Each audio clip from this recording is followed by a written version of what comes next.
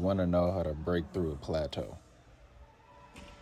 The solution to your problem is to give your muscle time to rest.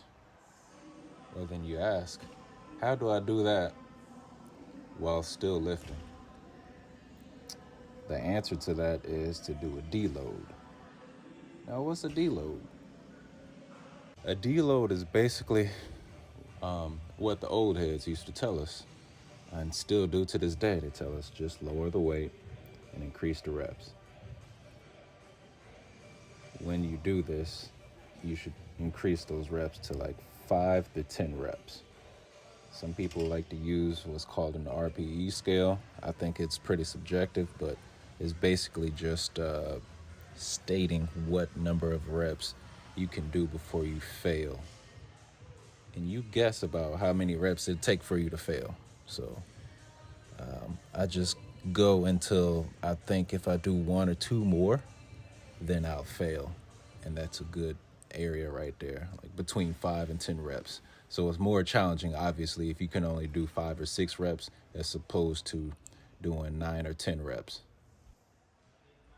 So basically, what you do to get past that plateau is to deload, which gives your muscles time to rest and they rebuild while you still maintain your functionality in lifting.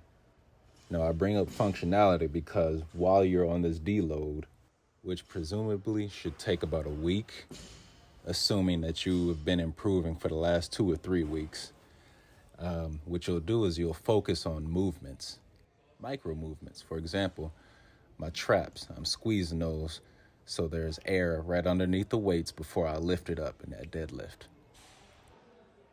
I'm basically using bodybuilder techniques, cues to pinpoint weaknesses in my lifts. And this is a good way to get past the plateau. Now, some other things to keep in mind, some notes, is that you should not lower your food intake. You should basically keep it the same, if not more, because your muscles are healing, rebuilding themselves at this time. I mean, your muscles are rebuilding all the time if you're lifting all the time, but they mainly grow when they rebuild, when you're sleeping. So that's outside the weight room. You gotta keep them full of nutrients. Protein is my big thing, but also you gotta worry about all the other macronutrients that I don't know shit about. I'm not a nutrient scientist, but a couple of guys that I follow on YouTube is Jeff Nippert and Mike Israetel. I pay attention to those guys and I try to take everything with a grain of salt despite their credentials. But I go ahead and translate it for myself and apply some things and try different things. And you should too, because everybody is different. So I want to get back on topic and talk about addressing those weak points in your lifts. Now, it's obvious that bodybuilders and powerlifters lift differently, but some things still do overlap. I really didn't find that out until after I moved down here to Florida, and I would see random ladies and men deadlifting stupid weight, 600 plus. Women are doing this too. People squatting crazy numbers and benching crazy numbers. And while I'd see certain people doing that, I would also see them lifting lighter weight at different times, you know? So I'd stop and pick the brains, follow them on Instagram or YouTube, and kind of learn a few things. And I was quickly shown that these are valid approaches to breaking past the plateau. Some are natty, some are enhanced, but both of them, groups of people, they break past that plateau regardless.